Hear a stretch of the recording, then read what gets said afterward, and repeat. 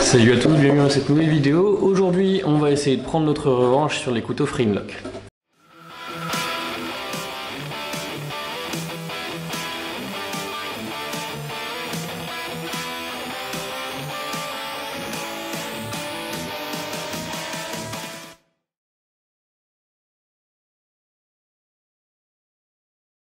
Dans la vidéo d'aujourd'hui, on va essayer de réaliser un couteau Framelock. Vous m'avez déjà vu essayer dans une précédente vidéo. C'est ce qui a donné naissance à ce couteau, donc c'est un de mes modèles. Celui-ci est plutôt sympathique, je veux dire que esthétiquement il est plutôt réussi et puis il fonctionne plutôt bien à l'ouverture, ça se verrouille bien. C'est plutôt fluide. Par contre, on avait un gros souci au niveau du mécanisme qui est que lorsqu'on veut faire tomber la lame, on va bien avoir un ressort qui va se désenclencher, mais ici après, j'ai un souci au niveau de mon talon qui fait que le ressort se rabat et donc ça bloque la fermeture de la lame. Donc on est obligé d'actionner 2 fois le ressort, c'est un petit peu pas très pratique et en plus c'est pas super sécuritaire pour le doigt. Donc c'est pas très grave, celui-ci c'est mon couteau personnel que je garde, mais il a bien fallu que je me repenche sur le projet parce que je vais pas me laisser abattre comme ça. Donc j'ai depuis remodifié mon gabarit et j'ai pu refaire des essais. Normalement, je devrais être en mesure de faire un couteau Framelock qui cette fois-ci soit pleinement fonctionnel, donc c'est pour ça qu'aujourd'hui on va essayer ça. La grosse différence par rapport à celui-ci, c'est qu'on va essayer cette fois-ci, au lieu d'avoir un style brut, on va avoir quelque chose qui soit très clean, très propre. On verra bien ce que ça donne, on se lance tout de suite dans le projet.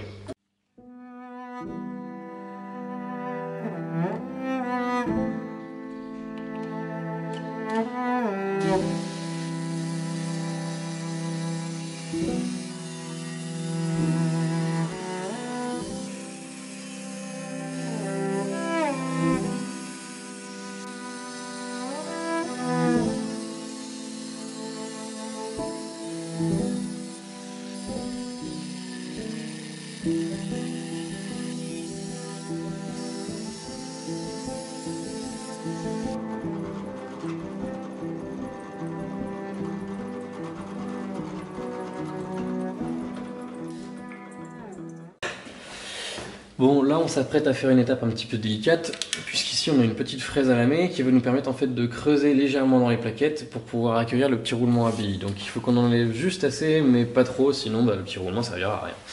C'est très dur et ça me fait très peur.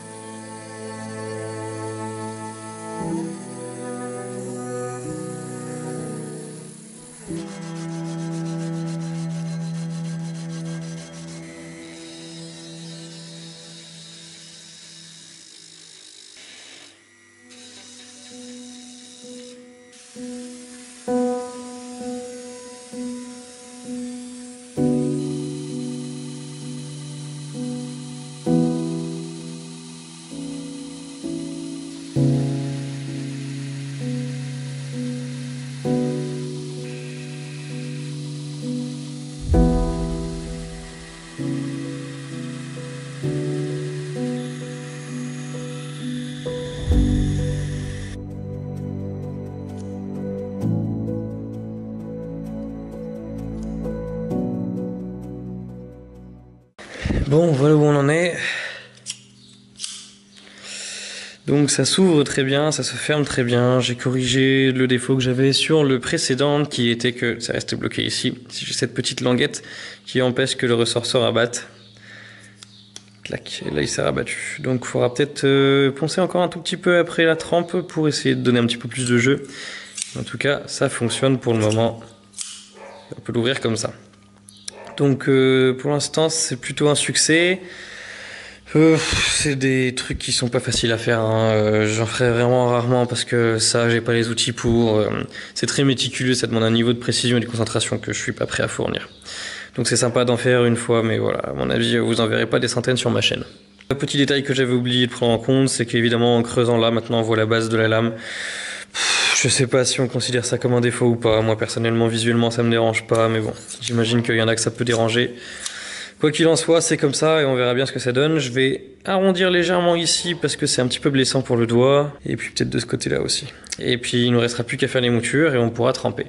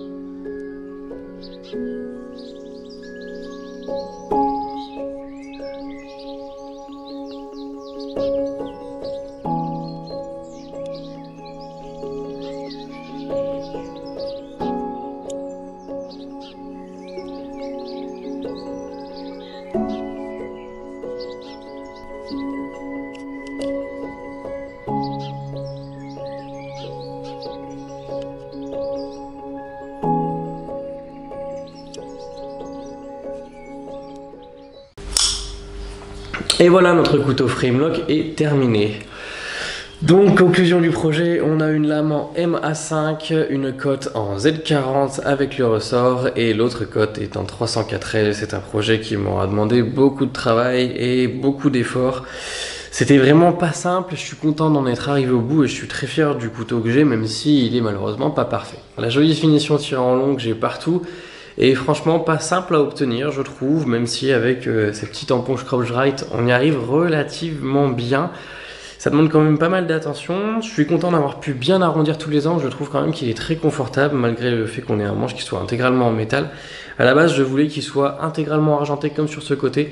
Et puis finalement, je me suis dit que c'était plus sympathique avec un petit peu de couleur. Donc j'ai utilisé 3 petites vis en titane ainsi qu'un petit washer en aluminium qui sont tous colorés. Si on regarde à l'intérieur du couteau, on a également des petits intercalaires, enfin des petites entretoises qui eux aussi sont dorées. Je trouve que ça rend plutôt bien et il claque vraiment bien, la lame reste bien en position, donc ça je suis plutôt content. On a un tout petit peu de jeu latéral et de ce côté-là sur la lame, c'est dû au fait que mon axe fait 3,9 et pas 4 malgré le fait que j'avais acheté du 4. Ce petit jeu-là est corrigé dès qu'on presse un petit peu le ressort, ça permet de bloquer la lame et de pousser contre, donc là on n'a plus du tout de jeu. Donc ça se gère relativement bien, je suis quand même content. Malheureusement, je pense que ça fait partie des limites de précision que j'ai et je vais avoir du mal à être beaucoup plus précis et beaucoup plus efficace que ça compte tenu des outils que j'ai. Même si j'ai de très bons outils, la perceuse n'est pas ce qu'il y a de plus précis. Comme je vous l'ai dit, c'est pas des projets que je ferai régulièrement parce que c'est très dur, donc je vais me contenter de ce que j'ai pour le moment. En termes de défaut, le principal, c'est le fait que ma lame n'est pas parfaitement centrée, hein. Elle dévie un petit peu sur la gauche du couteau. Ça, bah, malheureusement, c'est les aléas de la trempe, c'est pas moi qui gère cette partie-là, et même si j'avais essayé de tout redresser après, c'est parfois pas très facile à faire. Donc ça reste un défaut qui est purement esthétique. Pour ma part, je trouve que c'est acceptable compte tenu des difficultés que j'ai eues. Voilà, ça laisse une marge d'erreur, je sais qu'il faut que je progresse là-dessus. Autre défaut, c'est qu'au niveau du talon de notre lame, on a le parcours de la petite bille céramique. Ça, malheureusement, c'est aussi entre guillemets une erreur de design que moi je trouve acceptable et pas franchement gênante, mais je pense que pour certains ça va être un problème.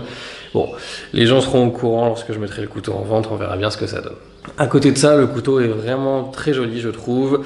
On voit l'intérieur ici sur le creux que j'ai fait pour pouvoir pousser sur le ressort. Ça aussi, je pense que pour certains ça va être un problème. Moi personnellement j'aime bien, ou du moins ça me dérange pas.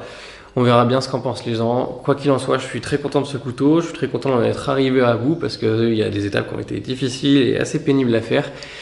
Et voilà, on verra si j'en fais d'autres. Je pense que j'ai tout le matériel pour et compte tenu du résultat que j'ai eu, ça peut que être mieux. Donc je pense que j'en referai d'autres. Mais en attendant, je vais faire une pause sur les framelocks parce que celui-ci a vraiment été compliqué à faire. Voilà, je vous remercie de m'avoir suivi dans cette vidéo, j'espère qu'elle vous aura plu. Si c'est le cas, n'hésitez pas à la liker, à la partager et à me dire ce que vous en avez pensé. On se dit à la prochaine dans une future vidéo et d'ici là, portez-vous bien. Salut!